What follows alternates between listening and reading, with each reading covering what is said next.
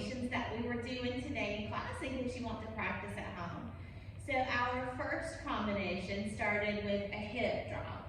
So remember, with our hip drops, our standing leg is still soft, but it's not as bent as the leg that we're going to drop that hip on. Our feet are kind of close together but not touching. We have our weight on our standing leg. Our dropping hip is lifted a little bit so that it has somewhere to go. And there's two different levels to this. You could either just drop the hip for 6 counts, or you could drop, release, drop, release, drop, release. Keep in mind the hip's still doing the same thing the whole time. It's just a matter of if you're releasing the foot while you're dropping the hip. So that would be our 6 count, and then 7, 8 would be to turn to the other side, and we'll repeat the same thing on the other side, whichever level you feel more comfortable with. Then we're going to have another 8 count that has to do with us doing our hip circles and moving to the side.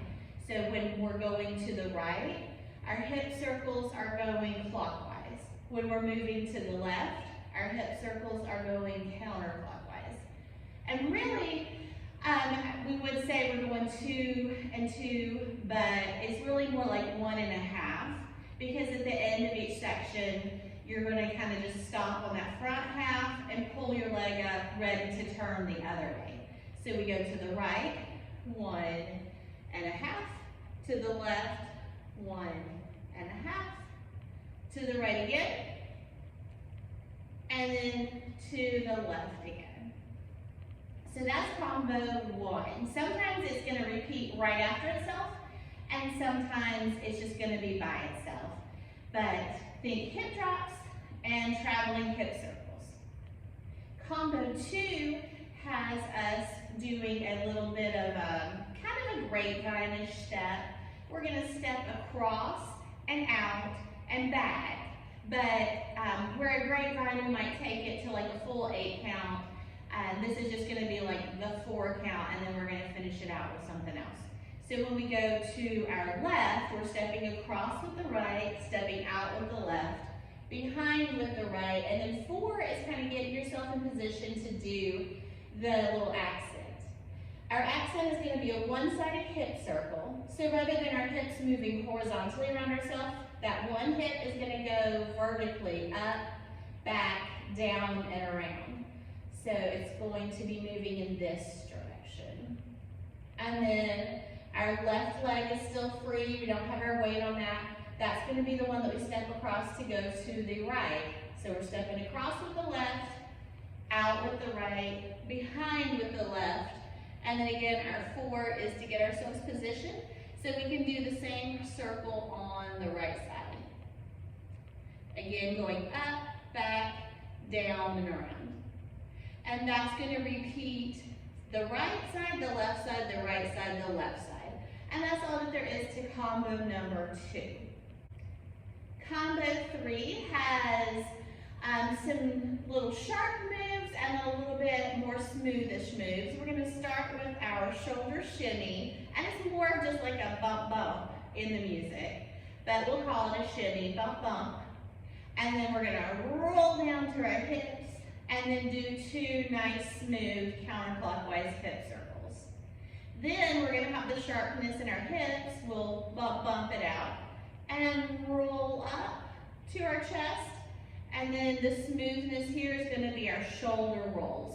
So the shoulder roll again is going up in the front, across the back, and down. And then you're just letting your arms follow that. So that's going to repeat a couple of times too. We're going to have our shoulder shimmy, roll down, hip circles, hip shimmy, roll up, shoulder rolls. And that'll repeat twice. And then our final thing, we're going to have some hip bumps that shift weight and do a little pause. So I'm going to bump right, left, right. I'm going to keep my weight to the right and pause. Left, right, left. Keep my weight to the left and pause. Right, left, right. Again, a little pause. And then a shoulder shimmy as I set myself back to center. And then that will repeat. So we put all of those combinations together in somewhat of a random order, just following the parts of the music and what they're telling us to do. So let's see what that looks like to the music.